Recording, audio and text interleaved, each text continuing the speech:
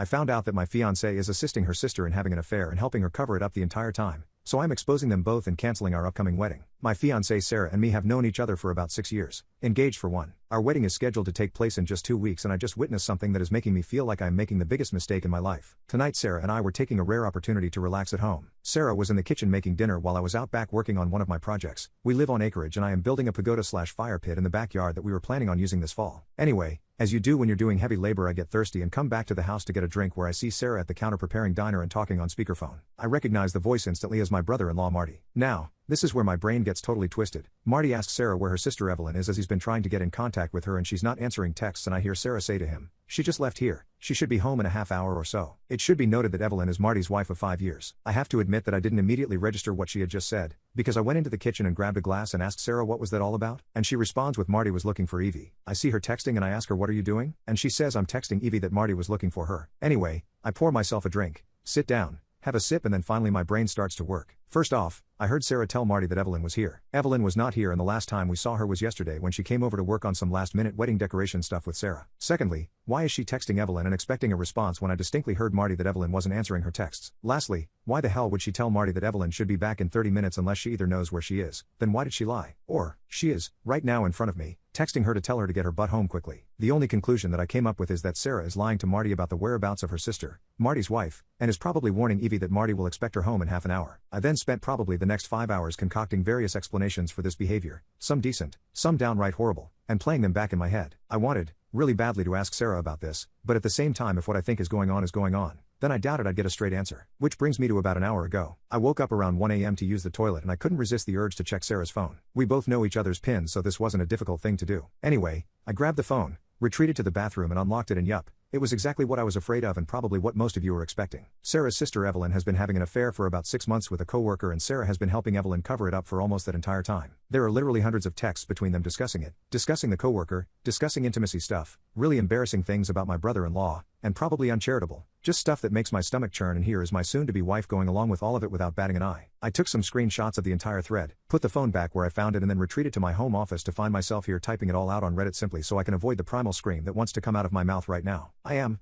totally 100% screwed. I cannot marry Sarah. I just cannot do it. I can't think of any reasonable excuse she could offer me about assisting her sister in this affair and victimizing not only Marty, but their 2-year-old daughter as well. On the other hand, myself, my family, Sarah and her family, have all sunk an enormous amount of money into a wedding that is supposed to happen in around 2 weeks. There is no way we are getting any of that money back. On top of that, I feel like an absolute fool. Like, how did I not know this woman was like this? And what the hell am I going to do? I can't marry her. I absolutely cannot. However, I still want to. She's beautiful and fun and kind, and I thought we had a bright future ahead of us. She's never done anything wrong to me, but I just can't see her the same now. It's like a big black stain on an otherwise beautiful picture. I just don't know how the F I got this so wrong, and I'm absolutely dreading doing what I know I need to do. I feel like I want to vomit or break something. Update 1. I got into work around 7. No one was in the office, so I decided to start pulling off the band-aid, and I called my brother. He lives in Australia, so he was still up after having just put his kids to bed. It was hard breaking the news to him about this because I know he has laid out a huge amount of money for flights for him and his family to come. But to his credit as an older brother, he didn't mention it one time and just backed me up. He made a great point too. He said, "You work in a job where you have to deal with liars and scammers day in and day out. I don't blame you for wanting to have somewhere to go where this isn't a concern." He was totally right about that, and I get now why I am reacting so strongly to Sarah's participation in this deceit. He also had a great idea. He was going to take his family down to Florida to do some sightseeing and visit the parks. Well, now the kids will be accompanied by their uncle as well. It should be easy since we were going to honeymoon there as well, and we were planning on meeting them for a bit anyway. I'll just rebook everything to be closer to him and his family, and I'll offer Sarah's ticket to either my sister or another family member. I haven't had time to read everyone's comments, but I have answered a few. Right now I'm just sort of making myself sick by drinking cup after cup of coffee and trying to distract myself until the day gets on enough where I can reach out to Marty. Update 2. Just did morning stand-up. My stomach is doing flip-flops from drinking about 2 pots of coffee since I got in here so early, and I absolutely cannot focus and concentrate. I feel like I can't do anything really from my side until I tell Marty what I know, so I'm just going to take a sick day and drive over to his house and see if he's around. If not, I'll call him and track him down. Marty is a teacher who is on break right now, and Evelyn works a 9 to 5 like me, so odds are good this works out. Wish me luck, Reddit. Update 3. Got to Marty's house a little after 10 a.m. He had just put his daughter down for a nap and we had a long, frankly brutal talk, in the kitchen. Basically, he suspected this for a couple of months now, but Evelyn has been very good at covering her tracks, obviously with the assistance of Sarah and a couple of their mutual friends. I unfortunately do not have all 6 months of text messages, just a couple of dozen screenshots I sent to myself from Sarah's phone,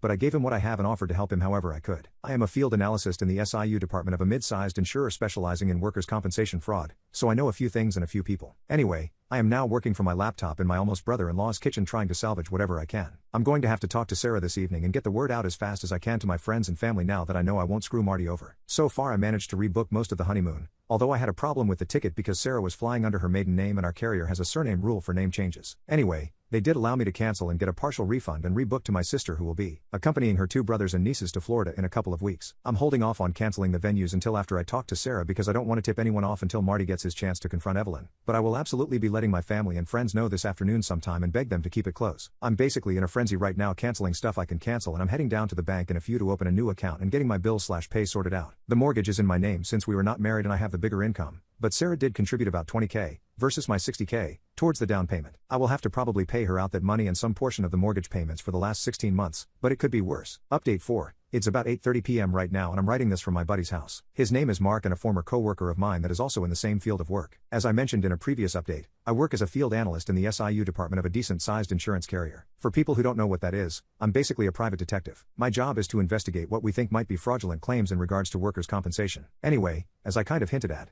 Marty asked for my help in finding out who the other guy was that Evelyn was cheating on him with. All we had to go on was a name. Let's call him Jake. The first thing I did was not some major amount of sleuthing. It was basically just going through LinkedIn trying to find the guy through Evelyn's connections, but that brought up nothing, which I thought was strange. Marty had told me that Evelyn was supposed to go out for drinks tonight after work and that she said she wouldn't be home until around 9 or 10. He didn't have to tell me what he suspected since I pretty much understood right away. I told him that I would help him but he needed to come with me. I then contacted my buddy Mark, explained the situation to him and had him agree to meet us later in the day. The first thing we did was drive over to Marty's parents' house so that they could watch their granddaughter. I don't know what Marty told them as I waited in the car. After that, we went to Evelyn's place of work. It's one of those large commercial strip mall type centers with all of these nondescript offices in a row and a large, non-gated car park. We drove around until we found Evelyn's car and then I had Marty unlock it with the second set of keys. I then gave Marty a voice-activated recorder and a GPS tracker to place in the car. Once done with that, we left, parked a bit down the street and waited for my friend to arrive and for Evelyn to leave the business. Mark shows up about 20 minutes later, hops in the car with us and around an hour after that Evelyn comes out of her office with 2 of her girlfriends and a tall, younger looking man with sandy blonde hair. They are obviously holding hands and I'm like, damn Evelyn, you're making it easy for me. I take a couple of pictures from the car and then wait for Evelyn to leave in hers and I start tracking her. At first I thought she might go right to a hotel or something,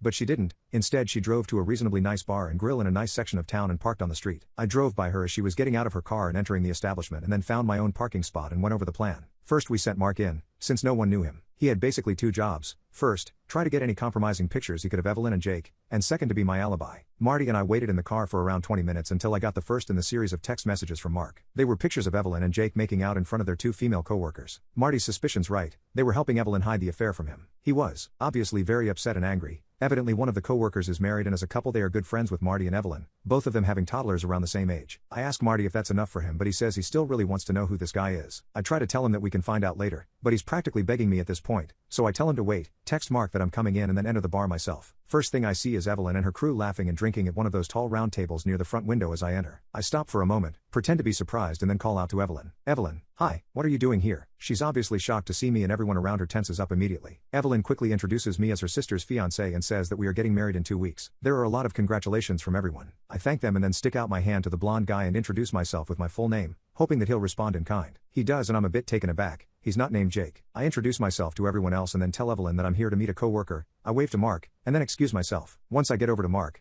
I tell him the guy's name and we both whip out our phones and go to work. It doesn't take long for us to find him. He's got social media profiles and a couple of court case judgments against him. Everything sort of falls into place when we find out that Jake is his middle name. At this point I'm basically just grateful that Evelyn isn't cheating on Marty with 2 different co-workers. Turns out that Jake is 26, married and has a 1-year-old daughter. This just keeps getting better, worse. Anyway, I text Marty the guy's name and I decide I want to push my luck and tell him to wait a few more minutes. Basically, I'm playing babysitter here at the bar. I'm totally visible to Evelyn and her crew. I can see out of the corner of my eye that no one is particularly happy about this and my presence is really ruining the night. This is good. I'll let this go on for about 10 minutes and then tell Marty to text Evelyn that he's spending the night at his parents' house with their daughter. It doesn't take long after that until I catch Evelyn taking out her phone, showing it to Jake and then everyone deciding to pack up. Evelyn comes over to me, says good night and asks me if Sarah and I want to come over for dinner this weekend. I smile and say that sounds like a great idea and wish her and her co-workers a good night. Mark and I wait for them to leave, then pay our bill and hurry back to the waiting Marty. There's a bit of hesitation here, because we don't know exactly what Evelyn was going to do. Like I half assumed she might have already booked a hotel room and was heading there, which would have made everything a lot more complicated and limited what I could do. But it turns out that tonight was probably meant to be just drinks at the bar, and it wasn't until Marty decided to spend the night at his parents that it turned into something more. Evelyn made a beeline for home and we followed behind her way out of sight and parked down the street. It didn't take long after that until another car pulled into Marty's driveway and we saw Jake get out, go up to the door, knock and be greeted by Evelyn. They went inside together. Now, at this point it's about 7:30 and I have my own stuff to do tonight, and I think, that as a friend, I've done pretty much all I can do for Marty and he can handle the rest himself. I mean, I feel bad for the guy, definitely, but I don't want to get any more involved in this drama than I already am, and being the wingman for him while he confronts his cheating wife is a bit much for me considering my situation. Marty says it's fine, that he'll do the rest of it himself. Guess he's more of a man than you thought, Evelyn. He goes to Evelyn's car, retrieves my gear, and we bid each other goodbye. That was almost 2 hours ago. I did get one text message from Marty saying it was done and he was going to his parents' house. For real this time. But my phone hasn't been blowing up, so I don't know what's been going on with Evelyn, and I've been at Mark's since then. I think that basically concludes my part in Marty's story. If he was smart and listened to my advice, he was recording with his phone when he entered the house. I'll find out later. Anyway, my biggest priority now is to head home and tell Sarah that the wedding is off. She's almost 100% going to take it badly. There's no way she won't. But like I said, I just can't get married to her right now. I don't know what the future holds for us, or if we will be done with each other or not, but definitely we are not getting married anytime soon.